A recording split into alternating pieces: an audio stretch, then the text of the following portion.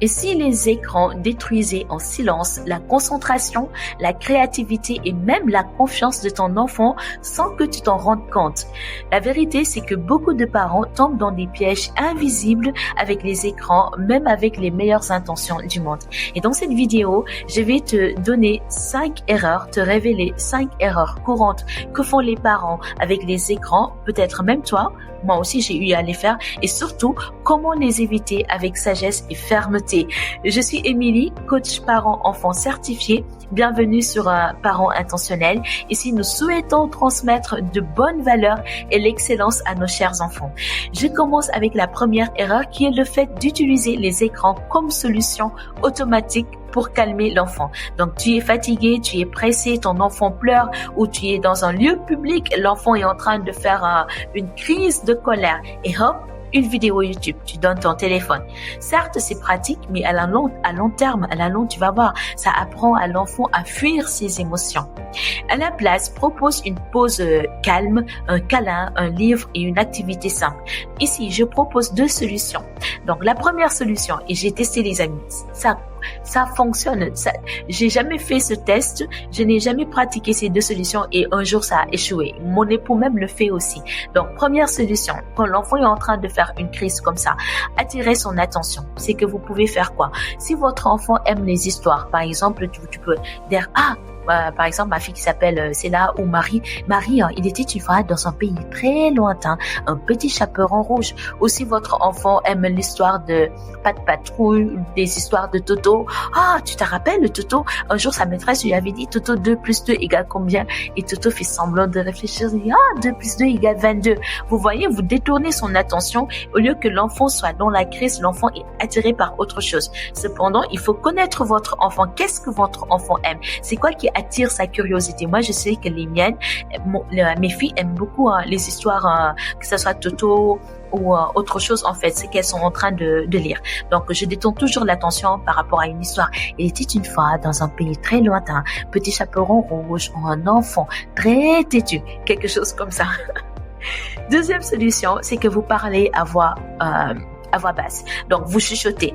Quand l'enfant est en train de faire une crise, rapprochez-vous de lui. Si vous pouvez vous mettre même à son niveau et vous lui dites, Marie, je sais que ce n'est pas évident et t'inquiète pas, je suis là pour toi, je peux t'aider, n'hésite pas. Si tu veux quelque chose, tu me le dis, je serai là pour t'aider et te consoler, d'accord? T'as besoin de quelque chose? Et vous voyez, vu que l'enfant est en train de faire une crise, là j'ai fait semblant de chuchoter, je sais pas ce que ça va donner à l'écran, je sais pas ce que ça va donner en audio, mais j'ai fait semblant, je me suis mise à la hauteur de l'enfant et je lui parle à l'oreille en chuchotant. Vu que je suis en train de chuchoter, quand quelqu'un est en train de chuchoter, tout votre cerveau, tout votre être entier est en train de se concentrer sur ce que la personne est en train de dire pour ne rien manquer. Et là, ça ralentit vraiment sa colère, ça ralentit vraiment son cerveau. Donc, premièrement, attirer son attention à travers ce que l'enfant aime. Deuxièmement, se mettre à sa hauteur et lui chuchoter que vous êtes là pour le soutenir, pour l'accompagner. Oui, je comprends que tu es en colère et que tu n'aimes pas, mais t'inquiète, je suis là pour te soutenir. Nous allons traverser ça ensemble, mais en chuchotant. En chuchotant, voilà. Deuxièmement, absence de règles claires à la maison. Donc, si tu ne définis pas de cadre, l'écran devient un terrain sans limite. Résultat, il y a des conflits, des négociations sans cesse, de la crise. Là, actuellement, la solution, c'est de fixer des règles précises. C'est de mettre en place une charte d'écran. Si vous souhaitez que je vous partage la charte que mon époux et moi nous avons fait pour la gestion des écrans, n'hésitez pas à me le dire en barre de commentaires et je ferai une vidéo spécifiquement sur les chartes des écrans. Donc, l'absence de règles claires à la maison, fixe des règles précises. Donc, la durée, le nombre de jours, les moments interdits. Par exemple, est-ce que les écrans sont autorisés pendant les repas? Est-ce que les écrans sont autorisés le matin avant d'aller dormir? Et quel type de contenu à regarder en fait? C'est quel type de contenu qui sont autorisés? Certes, la durée est importante, mais le contenu n'est pas moindre. Le contenu est très très très important. Donc la deuxième règle, c'est l'absence. La deuxième erreur, c'est l'absence de règles. Et là, il est important d'avoir une charte d'écran dans la famille. Troisième erreur, montrer l'exemple inverse. Donc, le fait de montrer l'exemple.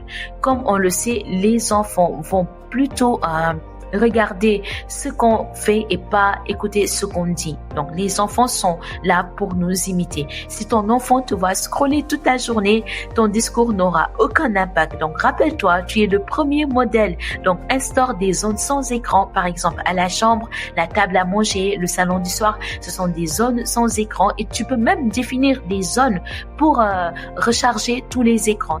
Donc, tel endroit, c'est fait spécifiquement pour recharger les écrans. OK. Pas d'écran, pas de téléphone dans la salle de bain, dans les toilettes. Non.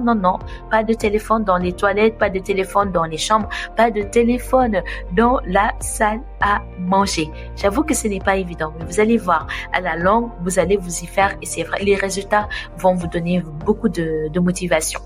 Quatrième erreur, le fait de croire que tous les contenus sont éducatifs.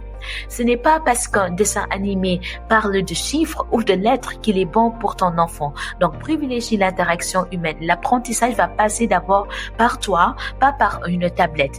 Donc, avant de donner l'écran, pose-toi certaines questions. Est-ce que je le donne juste parce que je suis fatiguée? Est-ce qu'avant de regarder, mon enfant a pu bouger, sauter, grimper? Est-ce que mon enfant a interagi avec moi? Il y a une liste de questions à se poser avant de donner l'écran à ton enfant. Cinquième et dernière erreur, donner accès trop tôt. Donc, les études sont claires. Avant 3 ans, aucun écran n'est recommandé. Et actuellement, les experts sont en train de dire que c'est avant 6 ans, tellement que l'écran est mauvais et nuisible pour nos chers enfants. Avant 6 ans, l'exposition doit être maintenant très limitée et accompagnée.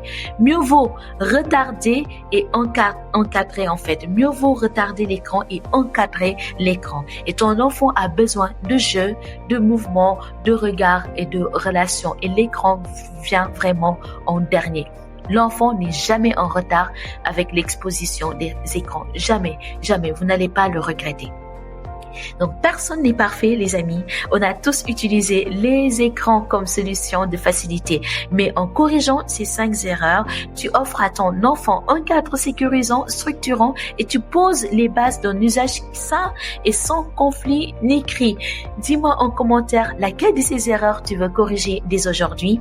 Et si tu veux aller plus loin, abonne-toi à Parents Intentionnels pour recevoir chaque semaine des conseils pratiques.